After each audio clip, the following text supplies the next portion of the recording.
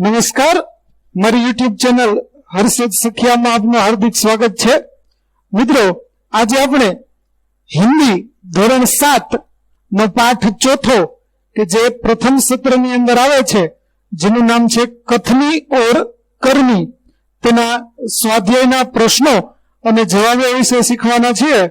જો તમે હજુ સુધી મારી ચેનલને સબસ્ક્રાઇબ ન કરી હોય તો ચેનલને સબસ્ક્રાઇબ કરો, વિડીયો સારો લાગે તો લાઈક કરો, શેર કરો અને કમેન્ટ કરી મને જરૂરથી જણાવો, તેમજ બેલ નોટિફિકેશન ઓન કરો જેથી મારા આગળના વિડીયો પણ તમને સરળતાથી મળતા રહે। તો ચાલો મિત્રો શરૂ કરીએ પાઠ 4 કથની ઓર કરनी, સ્વાધ્યાયના પ્રશ્નો અને જવાબ। સૌપ્રથમ અભ્યાસના પ્રશ્નો જોઈએ तो प्रश्न 1, सोच कर बताइए। पहला, ईश्वर ने मनुष्य को अन्य प्राणियों से किस प्रकार श्रेष्ठ बनाया है? उसका उत्तर देखें तो ईश्वर ने मनुष्य को सोचने, विचारने और कल्पना करने के लिए मस्तिष्क दिया है। उसने मनुष्य को अच्छे बुरे का निर्णय करने के लिए विवेक बुद्धि दी है। वाणी का वरदान भी केवल मनुष्य को ही मिला है। मनुष्य जैसा सुंदर शरीर किसी दूसरे प्राणी का नहीं है। इस प्रकार ईश्वर ने मनुष्य को अन्य प्राणियों से श्रेष्ठ बनाया है। दूसरा प्रश्न, धूम्रपान वर्जित है, कहां कहां और क्यों लिखा होता है? उसका उत्तर है, धूम्रपान वर्जित है ऐसा बसों और रेलगाड़ियों जैसे सार्वजनिक वाहनों में लिखा होता है। अस्पतालों, सिनेमा गृहों और दवाखानों में भी धूम्रपान न करने की चेतावनी दी जाती है। बाग बगीचे, पुस्तकालय, प्रतीक्षालय, धर्मशाला और सार्वजनिक शौचालय आदि स्थानों पर ऐसी पट्टियां लगी होती है। धूम्रपान से वायु प्रदूषित होती है और प्रदूषित वायु में सांस लेने से छाती और फेफड़ों की कई बीमारियां होती है। इसलिए सार्वजनिक स्थानों पर धूम्रपान की मनाही की जाती है। तीसरा प्रश्न, फूल सबको अच्छे क्यों लगते हैं? उसका उत्तर है, फूल रंग बिरंगे होते हैं। उनमें से मन भावनी सुगंध निकलती है। फूल प्राकृतिक गहनों का काम करते हैं। फूलों के तोरणों से स्थान और फूलों की मालाओं से मूर्ति की शोभा बढ़ जाती है।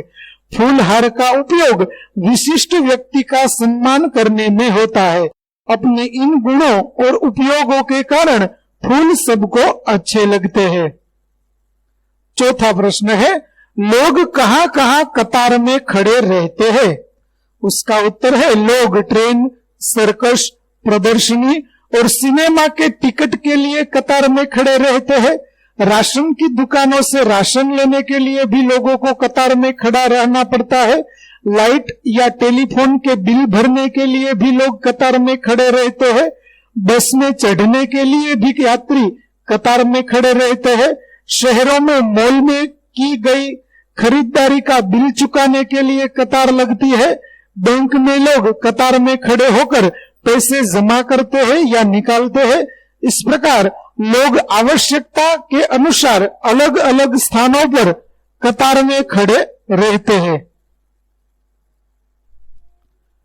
प्रश्न दूसरा, विराम चिन्हों और उनके नाम की जोड़ बनाइए। तो पहला जो है वह प्रश्नार्थ सूचक चिन्ह है, तो हम उसके सामने 4 लिख देंगे। दूसरा जो है वह पूर्ण विराम है, इसलिए हम उसके सामने 5 लिखेंगे। तीसरा जो है वह उद्गार चिन्ह या विस्मय चिन्ह है, इसलिए हम 1 लिखेंगे। चौथा जो है वह अल्प विराम है, इसलिए हम उसके सामने 6 लिखेंगे। उसके बाद 5वां जो है वह अवतरण चिन्ह है, इसलिए हम 2 लिखेंगे। और आखिर का 6ठा जो है वह योजक चिन्ह है, इसलिए हम उसके सामने 3 लिखते हैं। अगला प्रश्न, वाक्यों को पढ़कर उचित विराम चिन्ह का प्रयोग कीजिए। पहला वाक्य, फूल तोड़ना मना है, तो यहाँ पर हम पूर्ण विराम का प्रयोग आखिर में करेंगे और वाक्य इस प्रकार से लिखेंगे, फूल तोड़ना मना है। दूसरा वाक्य, वाह कितना सुंदर दृश्य है, तो इस वाक्य में हम उद्गार चिन्ह का प्रयोग करेंगे। वाह कितना सुंदर दृश्य है, वाक्य के अंत में उद्गार चिन्ह और बीच में भी उद्गार चिन्ह लगाएंगे। तीसरा वाक्य, बसों में लिखा होता है धूम्रपान वर्जित है, तो इसमें हम अवतरण चिन्ह और अल्प विराम का प्रयोग करेंगे।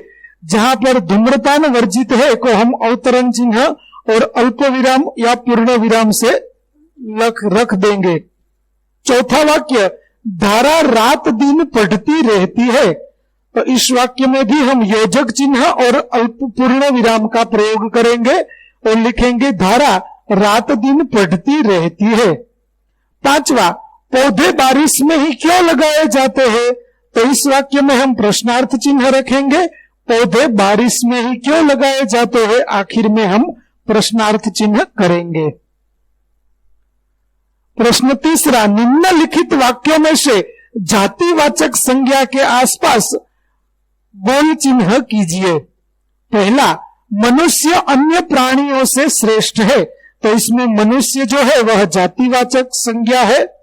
उसके बाद शिल्पा ने 4 पौधे बोए यानी कि लगाए, तो इसमें पौधे जो है वह जातिवाचक संज्ञा है।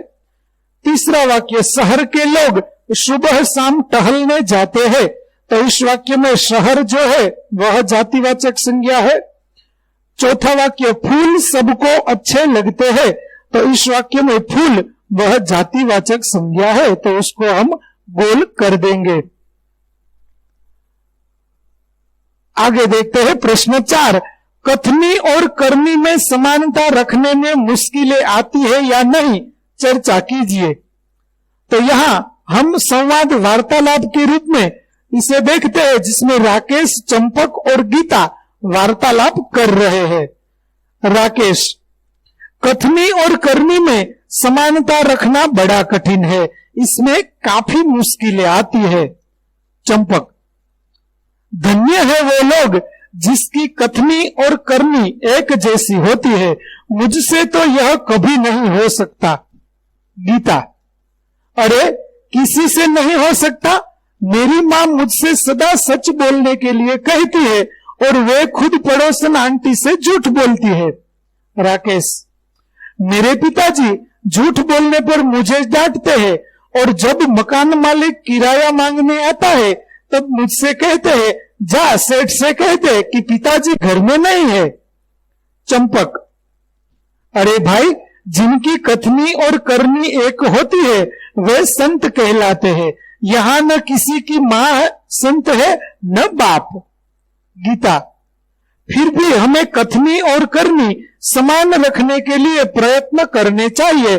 जिसकी कथनी और करनी एक होती है दुनिया में उसी मनुष्य का आदर होता है। प्रश्न 5, परिच्छेद पढ़कर प्रश्नों के उत्तर दीजिए। तो बच्चों, यहां पर हमें जो परिच्छेद दिया गया है उस परिच्छेद के आधार पर दिए गए प्रश्नों के उत्तर हमें लिखने हैं। तो चलिए देखते हैं कौन से प्रश्न है। पहला प्रश्न, हम पर किस किस का ऋण है? उसका उत्तर है हम पर माता, मातृभूमि और मातृभाषा का ऋण है।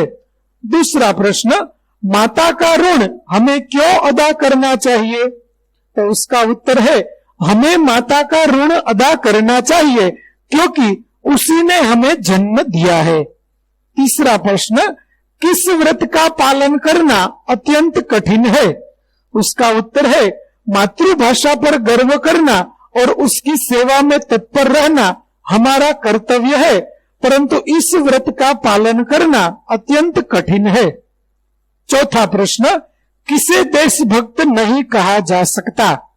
उसका उत्तर है जो मातृभाषा का तिरस्कार कर अंग्रेजी बोलने में गर्व अनुभव करता है उसे देशभक्त नहीं कहा जा सकता।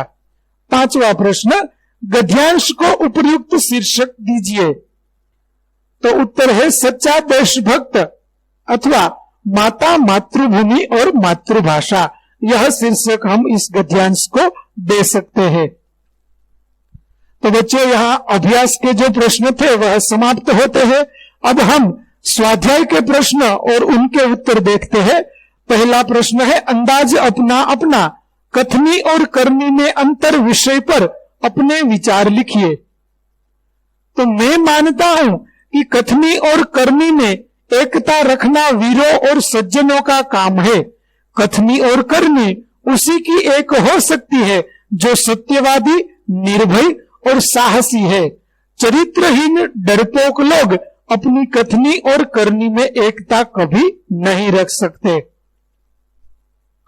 दूसरा प्रश्न है, कथनी और करनी में अंतर विषय पर अपने दोस्त ने जो विचार लिखे उन्हें पढ़िए। तो यहां पर आपको अपने दोस्त ने जो विचार लिखे हैं वह लिखने हैं। मैं यहां कुछ नमूने के तौर पर आपको कुछ विचार देता हूं कि कथनी और करनी में अंतर इस विषय पर मेरे दोस्त ने लिखा है कि मैंने बहुत कोशिश की कि मैं जैसा कहूं वैसा ही करूं, परंतु मुझे सफलता नहीं मिली।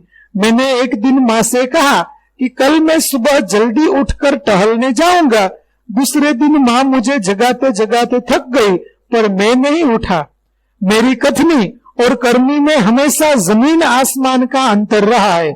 मेरे विचार से कहना बहुत आसान है, पर अपने कहे हुए को व्यवहार में लाना बहुत मुश्किल है। फिर भी मैं कोशिश करूंगा कि मेरी कथनी और करनी में अंतर न हो। यदि मुझे कुछ बनकर दिखाना है तो अपनी कथनी और करनी में बदलना ही होगा। प्रश्न तीसरा, करके दिखाइए। कोष्टक में दिए गए शब्दों को उचित क्रम में रखकर उदाहरण के अनुसार वाक्य लिखिए। देखिए, यह उदाहरण है, फूल तोड़ना मना है। तो यहां पर हम कुछ ऐसे ही वाक्य बनाते हैं जिसमें पहला वाक्य है, मैं हर रोज खेलने जाता हूं। दूसरा वाक्य है, सबको कथनी करनी में समानता रखनी चाहिए। और तीसरा वाक्य है, वे कहीं से अच्छे पौधे लाए। तो इस प्रकार से हम उचित शब्द को चुनकर उदाहरण के अनुसार वाक्य बना सकते हैं। तो बच्चों, यहां पर हमारा जो स्वाध्याय और अभ्यास है वह समाप्त होता है। आवा अवनवा आगळना विडियो पाठना विडियो मेळववा माटे मारी चेनल ने जरूर थी सब्सक्राइब करो। विडियो जोवा बदल आपनो खूब खूब आभार।